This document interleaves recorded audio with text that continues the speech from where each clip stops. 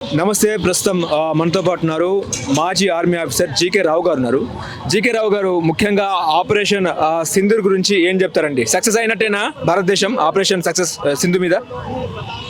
It is a great success of Indian Army, Air Force and Navy. Okay.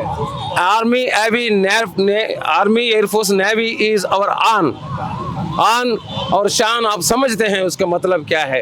AAN. Our defense is Army, Air Force and Navy.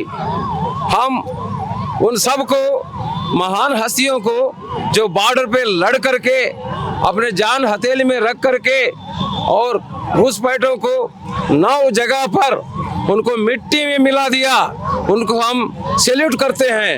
और साथ साथ हमारे भाइयों को, बहनों को, माताओं को हम लोग यही कहना चाहते हैं, हम veterans, we are still alive.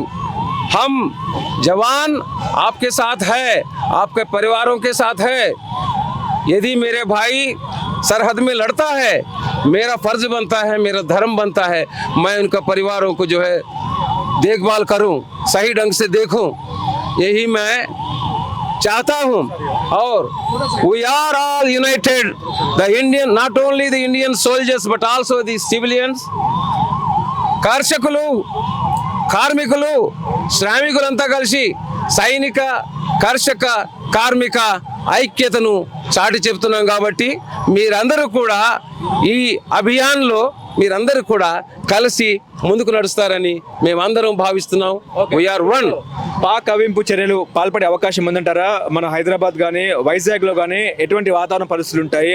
NIA చెప్తుంది ఏంటంటే ఈ నగరాలు అలర్ట్గా ఉండాలని చెప్పేసి అటు ఇంటెలిజెన్స్ చెప్తున్న పరిస్థితి. నీవు సహజంగా ఇంట్లోకి వెళ్తే తలుపేసుకుని పడుకుంటావా? ఇక్కడ ఏం చేయాలంటే ఎన్నో ర్యూమర్స్ స్ప్రెడ్ చేస్తారండి. ర్యూమర్స్ని కాదు వినాల్సింది, నీ ఇంటి నువ్వు చక్కగా చూసుకో. That's it. అంతేగాని ఎవడో వచ్చి నన్ను కూలగొడతాడు, nothing else. You need not worry about that thing. What is our strength? If any intruder is entering into your house as a friend or known person, as a neighbour, can't you able to recognise him? గుర్తుపట్టలేవా? పట్టుకోలేవా? ఎవడు వాడు? అసలు ఎటువంటి వాడు? వాడి బుద్ధి ఏంటి? వాడి మనస్తత్వం ఏంటి? వాడి వ్యక్తిత్వం ఏంటి? తెలియదా? You can identify. It is very easy. Be dareful and meanwhile be careful. Okay, thank you.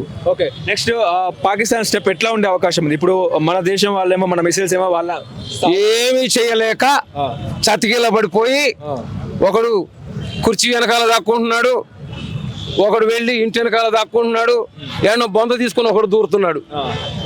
ఇంతే వాళ్ళు చేయాల్సిన కార్యక్రమాలు తప్పితే they can't do anything. Okay, మోడీకి వార్నింగ్ ఇస్తున్నారుగా వాళ్ళు. ఎవరు వార్నింగ్ ఇస్తున్నారు? అరే వార్నింగ్ నీకు నాకు కూడా ఇస్తారయ్యా. ఆయనకు ప్రధానమంత్రికి ఇస్తే ఏమవుతుంది? ప్రధానమంత్రికి వార్నింగ్ ఇస్తే ఏమవుతుంది? వాడు 10 మందిని పోగొట్టుకున్నాడు. నేను నిన్ను చంపుతాను, మరి నువ్వు 10 మందిని, నువ్వు ఈయన చంపుతా అన్నోడివి, నీ వాళ్ళని 10 మందిని ఎందుకు రక్షించుకోలేకపోయావు? అవునా కదా? మరి దట్స్ ఇట్. ఓకే, ఇప్పుడు చైనా పాకిస్తాన్కి సపోర్టు, రష్యా ఇండియాకి సపోర్టు, మా రష్యా మిసైల్స్ కూడా మనకు వచ్చే అవకాశం వాళ్ళు ఇస్తారన్నట్టు కూడా చెప్తున్న పరిస్థితి. ఏం చెప్తారు సార్ దీని మీద? మన క్షమతను బట్టి, మన ఆర్థిక స్థితిని బట్టి మనం కొనుక్కొని పెట్టుకుంటాము. మనకు ఎంత కావాలో అంత క్షిపణులు ఉంటాయి, ఫైటర్స్ ఉంటాయి, యుద్ధ సామాగ్రి అంతా ఉంటుంది. విన్నారా? మన ఆర్థిక స్థితి రైజ్ అయిన కొద్దీ మనం ఏం చేస్తాము, మనకు కావాల్సినటువంటి ఆయుధాలను మనం తీసి పెట్టుకుంటాం. వాళ్ళ దగ్గర ఆల్రెడీ మీకు న్యూస్ స్క్రోల్లో పడుతుంది, 7 రోజులకు మించి ఫైట్ చేయలేరని చెప్పి వస్తుందా? మీరు చూస్తున్నారా? ఇండియాతో పెట్టుకుంటే 7 రోజులు కాదు, 7 గంటలు ముగిస్తాం. 7 hours only. It's enough. Kashmir వాళ్ళు అక్కడికి ఎన్నింటికి వెళ్ళారు చెప్పండి? 144 అంటే 144 సెక్షన్ పెడతారు. ఆ టైంలో 144కి వెళ్ళారు. మళ్ళీ తిరిగి ఎంతసేపు వచ్చారమ్మా? అరగంట పట్టలేదు. Don't under estimate our defence. ఏంటి సార్, ఇప్పుడు మీరు మాజీ ఆర్మీ ఆఫీసర్ కాబట్టి నిజంగా పీఓకే వాళ్ళేమో మాదే కాశ్మీర్ అని వాళ్ళు చెప్తున్నారు. అసలు Kashmir we are very shortly going to cover complete PoK area. Okay, PoJK also. PO Pak occupied Jammu Kashmir and Pak occupied Kashmir. We are going to take it back very shortly. Okay. It happens. ఇదే సరైన ఇదే టైం అనుకోవచ్చా, ఇదే కరెక్ట్ టైం అనుకోవచ్చా? Yes, of course.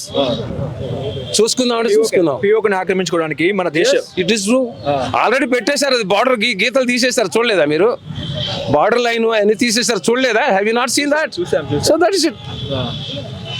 They are not gaming, playing on the paper. They are fighting there as a brave soldier. Pahalgam బాధితులకు ఎటువంటి సానుభూతి వ్యక్తం చేస్తారు సార్? పహల్గాం బాధితులారా, మీ అందరికీ కూడా, మీ కుటుంబ సభ్యులందరికీ కూడా శిరస్సు వంచి నమస్కరిస్తున్నాను. భారతీయ సైనికులుగా ఒక పని చేయగలిగి ఉంటే బాగుండేది. అది నా సలహా ఏంటంటే, పర్యాటకులు ఇక్కడ తిరుగుతున్నారు, ఇక్కడ ఈ కార్లన్నీ ఆగాయి, ఎవరిదండి బాధ్యత? ఎవరు వాళ్ళని కంట్రోల్ చేయాలి? ఇప్పుడు ఎవడో నుంచి దూరి తుపాకు పట్టుకుంటాడు, ఎవడు కంట్రోల్ చేయాలండి? ఎవడు చేయాలి చెప్పండి? యంత్రాంగము, పోలీసు యంత్రాంగము మరియు ప్రభుత్వ యంత్రాంగము, మరలా సీనియర్స్, జ్ఞానవంతులు, తెలివిగల వాళ్ళు అది కంట్రోల్ చేయాలి. సార్ ఇట్లా కాదు, ఇగో ఈ విధంగా నడిపితే అందరు సరసర వెళ్ళిపోవచ్చు అని చెప్పొచ్చు. That is the thing. నమస్తే, వెల్కమ్ టు తెలుగు రాజ్యం. ప్రస్తుతం మనతో పాటు ఉన్నారు రిటైర్డ్ సైనిక ఆఫీసర్స్ ఉన్నారు. వారితో మాట్లాడే ప్రయత్నం చేద్దాం. అసలు ఏంటి ఆపరేషన్ సింధూర్ ఏంటి, ఒకవైపు మిసైల్స్ ఏంటి, వైమానిక దాడులు ఏంటి, ఇలాంటి విషయాల మీద వారితో మాట్లాడే ప్రయత్నం చేద్దాం. ఏంటి సార్ ఆపరేషన్ సింధూర్ గురించి ఏం చెప్తారు సార్? ఆపరేషన్ సింధూర్ ఏదైతే జరుగుతుందో చాలా బాగా జరుగుతుంది. తిప్పి కొట్టాలి, ఎవరిని కూడా వదిలిపెట్టకూడదు. ఎందుకంటే మన మాత భూమిలో వచ్చిన వాళ్ళని ఎవరికి కూడా బతికి బయటపడకపోకూడదు. సింధూర్ ఆపరేషన్ ఏదో చేస్తున్నారో అది చాలా బాగా చేస్తున్నారు. దానికి మేము మొత్తం వెటర్నరీ సహా మేమందరూ సపోర్ట్ చేయడానికి మేము తయారుగా ఉన్నాం. నేను ఒక మాజీ సైనికుని. నేను కూడా మెడ్రాస్ రెజిమెంట్లో 85లో ఆర్మీలో జాయిన్ అయ్యాను. 2002లో నేను బయటకు వచ్చాను. అలానే నేను 2 ఆపరేషన్ చేశాను. కార్గిల్ ఆపరేషన్ కూడా నేను పార్టిసిపేట్ చేశాను. అట్లే వచ్చి నేను 2002లో నేను నా కుటుంబం అందరూ బాగున్నాం. కానీ మేము కోరుకునేది ఒకటే, ఏదైతే దేశం కోసమని పోరాటం చేస్తున్నారో అక్కడ వాళ్ళ కుటుంబాలు ఇక్కడ ఉన్నారో వాళ్ళు ఎవ్వరూ భయపడాల్సిన అవసరం లేదు. మేము వెటర్నరీగా మేమంతా ఉన్నాము, వాళ్ళు మేము చూసుకుంటాము. అలానే మీరు అక్కడ ఉన్నారు కాబట్టి మేము ఇక్కడ ఉండగలుగుతున్నాం, దేశం అందరూ క్వైట్ మంచిగా. కాబట్టి మీరు ఎటు కూడా భయపడాల్సిన అవసరం లేదు. అవసరం పడితే నేను ఇప్పుడు తిరిగి మేము మళ్ళా సైనికుడిగా మేము వస్తానికి తయారుగా ఉన్నాము. నేను 2002లో వచ్చాను, కానీ ఇప్పుడు కూడా నా మాతభూమి కోసం నేను ఇప్పటికి తయారుగా ఉన్నాను. నేను ఇప్పటికీ మా సైనికులతో నేను కలిసిమెలిసి ఉంటున్నాను. యుద్ధానికి పిలిస్తే రెడీగా ఉంటారా? నేను యుద్ధానికి పిలిస్తే నెంబర్ 1గా ఇప్పుడే నేను వెళ్ళడానికి తయారుగా ఉన్నాను. ఎప్పుడు కూడా నేను భయపడలేదు. నేను 2002లో బయటకు వచ్చాను.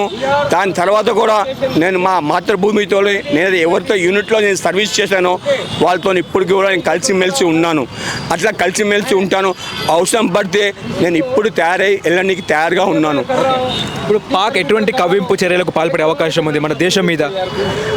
అది ఇప్పటి నుంచి కాదండి, ముందు నుంచి కూడా అలా అవుతుంది. కానీ ఏంటంటే మనం తిప్పి కొడుతూనే ఉన్నాం. కానీ ఇంకా ఇప్పుడు ఏంటంటే మనకి చాలా భయం లేకుండా అయింది. మన సైనికులు చాలా బాగా ఉన్నారు. ఇప్పుడు ఎటువంటి ఇబ్బంది లేదు. తిప్పి కొట్టడానికి మన దగ్గర చాలా మెన్ పవర్ ఉంది, ఆయుధాలు ఉన్నాయి, అన్నీ ఉన్నాయి. ఏమీ భయపడాల్సిన అవసరం లేదు. మన హైదరాబాద్ మీద ఏమైనా ఎఫెక్ట్ ఉండే అవకాశం ఉందా? హైదరాబాద్ కానీ విశాఖపట్నం కానీ ప్రధాన నగరాల్లో ఏమైనా ఇబ్బందికరంగా వాతావరణం ఉండే అవకాశం ఉందా? ఒకవేళ అలా ఉన్నా సరే ఎవరు భయపడాల్సిన అవసరం లేదు. ఇక్కడ కూడా సైనికులు ఉన్నారు, మాజీ సైనికులు ఉన్నారు, పోలీస్ డిపార్ట్మెంట్ ఉన్నారు, వేరే డిపార్ట్మెంట్స్ అంతా ఉన్నారు. కావున మీరు ఎవరు కూడా భయపడాల్సిన అవసరం లేదు. ఎవరైతే సైనికులు ఉన్నారో వాళ్ళ కుటుంబాలు ఇక్కడ ఉన్నాయో వాళ్ళ కుటుంబాల కోసం అని మీరు ఇక్కడ భయపడాల్సిన అవసరం లేదు. ఇప్పుడు పాకిస్తాన్ అనే దేశము ఇంకా ఎన్ని ఉగ్ర స్థావరాలను పెంచి పోషిస్తుందంటే ఏం చెప్తారు? అది చూడండి, అది చెప్పనీకి కాదు. ఎందుకంటే ప్రతి ఒక్క దగ్గర నేను కూడా పాకిస్తాన్లో జమ్మూ అండ్ కాశ్మీర్లో సర్వీస్ చేశాను. నా సర్వీస్ ఎక్కువ మటుకు జమ్మూ అండ్ కాశ్మీర్లో చేశాను అన్నమాట. కావున ఏంటంటే అక్కడ ప్రతి ఒక్క ఇంట్లో ఒకళ్ళిద్దరు ఉన్నారు. సో దట్ అది ఏంటంటే వాళ్ళు అట్లా చెప్పలేరు. కావున వాళ్ళు ఎంత చేసినా సరే వాళ్ళు తిప్పి కొట్టడానికి మన దేశం రెడీగా ఉన్నది. ఎటువంటి భయపడాల్సిన అవసరం ఏమీ లేదు. ఏంటంటే అసలు జమ్మూ కాశ్మీర్ ముఖ్యంగా కాశ్మీర్లో ఈ అల్లర్లు మన దేశానికి కాశ్మీర్ అనేది నిద్రిన తిలకం లాంటిది, పిఓకే అంటున్నారు, పిఓకే ఆక్రమిత కాశ్మీర్ అని చెప్తున్నారు. ఏంటి ఈ గొడవకు పులి స్టాప్ ఎక్కడైనా పడే అవకాశం ఉందా? ఎప్పుడు దాకా ప్రజల్లో మనిషి రాలేదు. ఇది మన దేశము, ఇది మన మనుషులు, ఇది మన దేశంలో మనం కలిసిమెలిసి ఉండాలి అని మనుషుల్లో వచ్చిందంటే భావన వస్తే అదంతా చక్కగా అవుతుంది. ఇప్పటికీ ఇంత ముందు కన్నా ఇప్పుడు చాలా బాగా అయింది. ఏమి భయపడాల్సిన అవసరం ఏం లేదు. ఎందుకంటే అక్కడ ప్రజలు కూడా ఇప్పుడు జమ్మూ అండ్ కాశ్మీర్లో ప్రజలు కూడా శాంతి పురస్కారాలు అడుగుతున్నారు. కావున పక్కా శాంతి పురస్కారాలు అవుతుంది, ఏమి ఇబ్బంది లేదు.